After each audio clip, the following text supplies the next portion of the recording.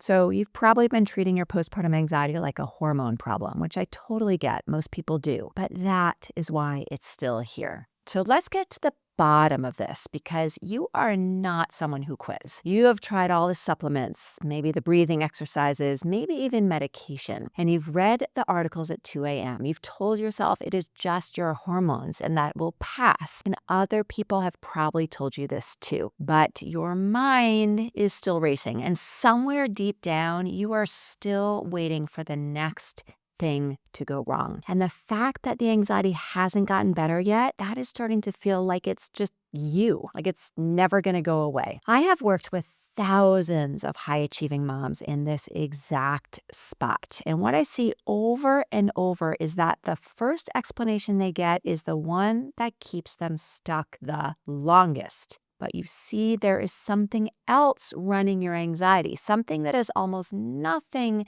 to do with your hormone levels. And once you understand what that is, everything begins to make sense and everything begins to shift. In this video today, I'm going to show you what you've actually been dealing with, why the hormone explanation became the default answer, and what's underneath your anxiety that nobody talks about. You see, that hormone explanation is real, it's just incomplete. And here's what most people hear. Your postpartum anxiety is triggered by hormonal shifts. Estrogen drops after birth, progesterone tanks, and your brain chemistry is temporarily off, and your body just needs time to recalibrate. That's the story most women hear at their very first appointment after having a baby. And doctors aren't wrong to mention it. Hormones do shift dramatically postpartum. Real biology is actually happening in your body, and a good provider is going to name it for you. The problem isn't that they're lying to you. The problem is that they're stopping the explanation too early. If your anxiety were mostly hormonal, it would track with your hormone levels. It would spike at predictable times and ease as your body stabilized. But for most women I work with, the anxiety doesn't follow that pattern at all. It spikes when the baby won't settle, when they're in a work meeting but their mind is still at home, when they feel a wave of emotion and don't know what to do with it. Hormones don't explain why your anxiety gets worse when your toddler melts down and better when everything is quiet and controlled. So, if it's not just hormones, what is it reacting to? Well, your anxiety is reacting to emotional discomfort, and your nervous system learned to treat that discomfort like a threat. I worked with a client named Larissa, and she literally tried everything. She was over a year postpartum. Her hormone levels had stabilized according to her labs, and she still felt numb and anxious and very disconnected. The biology did what biology does, but the anxiety stuck around because the biology was never what was driving it. When you stop treating this as a hormone problem, you stop waiting for your body to fix something that it can't fix on its own. And you start looking in the right place and finally doing something about it that makes a difference. So let's talk for a moment about what your nervous system actually learned and when it learned it, because your nervous system learned a pattern long before you had your baby. Postpartum anxiety is something that happens to you after birth, right? It's situational. It's new. It's directly connected to becoming a mother and everything that comes with that. Motherhood is a massive transition. There's tons and tons of uncertainty and unpredictability, so it makes sense that that's where the focus goes. A lot does change. Your identity shifts, your sleep disappears, your priorities get flipped overnight. Of course, everyone zooms in on the one thing that just happened. A baby was born, but your nervous system didn't start from scratch when your baby showed up. It brought everything it already knew about handling uncertainty, managing emotional discomfort, and staying in control. And if you spent years in high-pressure environments getting rewarded for scanning ahead and anticipating problems and solving things before they could go wrong, your nervous system got really good at that pattern. Motherhood didn't create your anxiety. It just doesn't respond to the tools that you have always used to manage it. So, what was the anxiety actually connected to before? It was connected to the feeling of emotional discomfort. Anytime something felt uncertain, unresolved, or out of your control, your nervous system logged it as a problem to solve. And it got so fast at that response that you stopped noticing it was even happening. Think about your life before the baby. Were you the person who stayed late to make sure things were done right? Who needed to know the plan before you could relax? Who felt unsettled when something was left unresolved? You probably didn't call that anxiety. You called it functioning.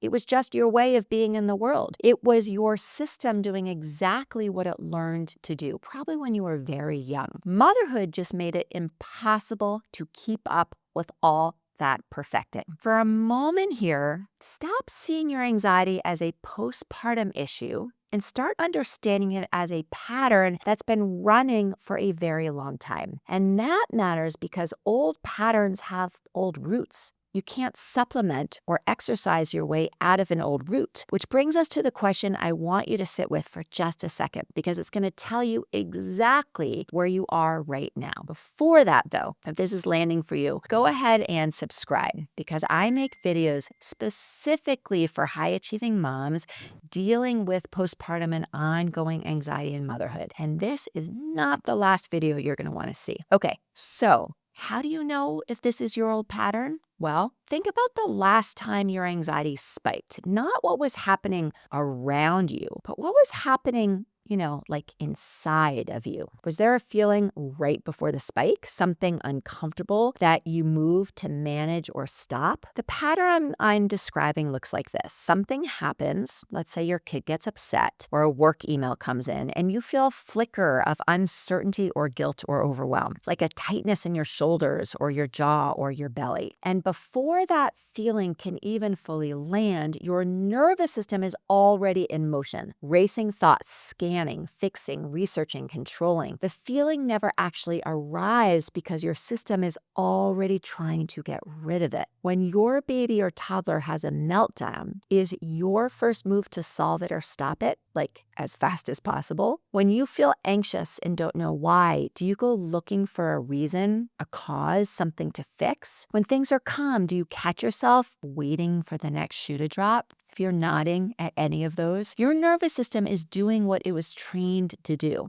It learned that emotional discomfort isn't something to move through. It's something to manage, something to contain, something to get rid of. And in motherhood, where discomfort is constant and unpredictable, that system never gets to rest. So here's what's actually running your anxiety. And this is the part I need you to pay close attention to. Your anxiety is being run by a nervous system that never learned to feel safe inside of discomfort. The one thing that needs to change now is this. Your nervous system needs to learn that emotional discomfort is not danger. I had a client, and for the sake of this video, I'm just going to call her Caitlin. She came to me consumed by fear and self-doubt. She was literally second-guessing every single decision she made as a mom, which was new for her. She was constantly bracing for what might go wrong next, and she wasn't in hormonal crisis. Her biology was fine, but her system had never been taught that it could be okay